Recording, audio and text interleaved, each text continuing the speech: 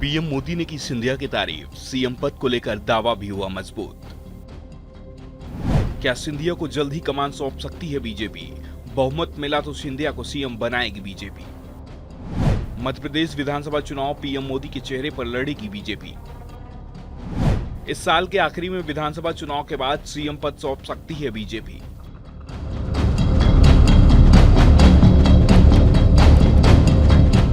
साल में इसी साल यानी 2023 के नवंबर में ही चुनाव हैं।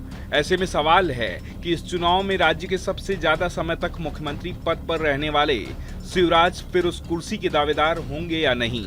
राज्य में बीजेपी के और चेहरों को भी शिवराज का इतने लंबे समय तक सीएम पद पर रहना रास नहीं आ रहा है। हालांकि शिवराज खुद भी ऐसी संभावना को जानते हैं, तभी कई मंचों पर पिछले कुछ दिनों से लगातार कह रहे हैं, पार्टी ने मुझे जो दिया वो बहुत है, आगे भी जो देगी उससे मैं हमेशा खुश रहूंगा।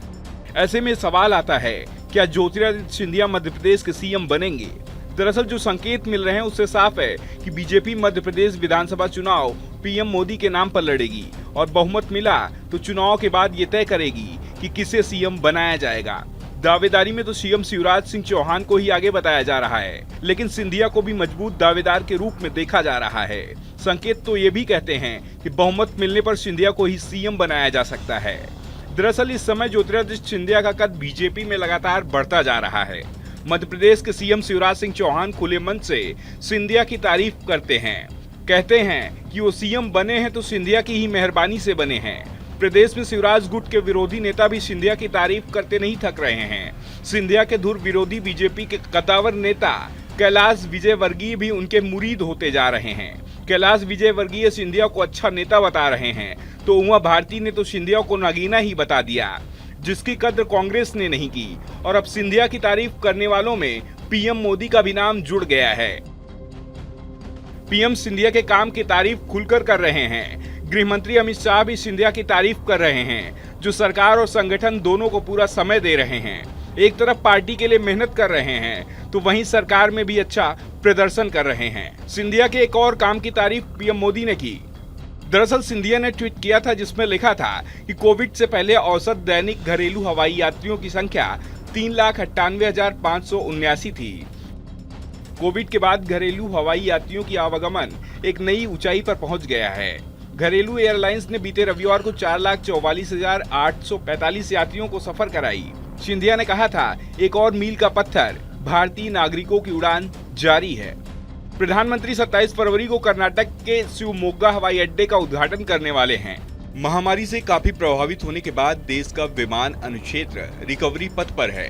पीएम मोदी ने इसी ट्वीट को रीट्वीट किया और कहा कि एविएशन सेक्टर लोगों को करीब ला रहा है और अधिक हवाई अड्डों को और बेहतर कनेक्टिविटी के साथ राष्ट्र प्रगति को बढ़ावा दे रहा है। वैसे तो इसे पीएम मोदी का एकमात्र ट्वीट माना जा रहा है, लेकिन इस ट्वीट ने मध्य प्रदेश की राजनीति में हलचल मचा दी। प्रधानमंत्री नरेंद्र मोदी और गृह मंत्री अमित शाह से सिंधिया की निकटता सबको हैरान कर रही है।